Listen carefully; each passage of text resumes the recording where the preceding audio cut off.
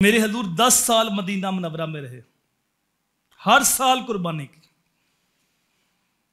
और एक साल हजूर सल्लल्लाहु अलैहि वसल्लम ने 2 मेंढे ज़िबा किए, एक अपनी तरफ से और एक क़यामत तक आने वाली गरीब उम्मत की तरफ से।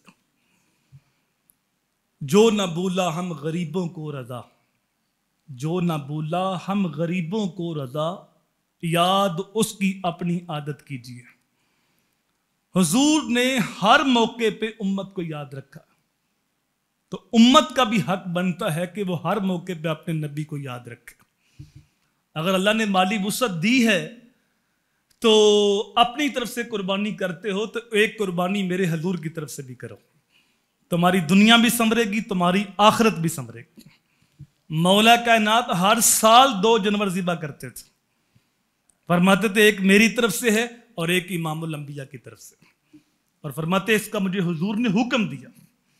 तो हजूर सल्लल्लाहु अलैहि वसल्लम हर मौके पे उम्मत को याद रखा। कोई लम्हा ऐसा नहीं जो हजूर ने उम्मत को बुलाया।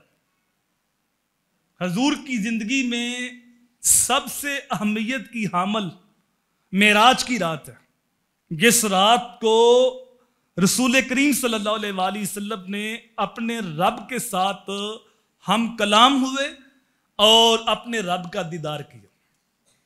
लेकिन उस रात भी हुजूर उम्मत को नहीं भूले, बल्कि जब हुजूर का विसाल हुआ, हजरत कुसम बिन अब्बास रावी कहते हैं कि जब हुजूर को लहद में उतारा गया तो आखिरी ज़ियारत हुजूर के चेहरे की मैंने की। तो आगे बड़ा बंधन ढीले करने के लिए तो हजूर के उस वक्त लब हिल रहे थे।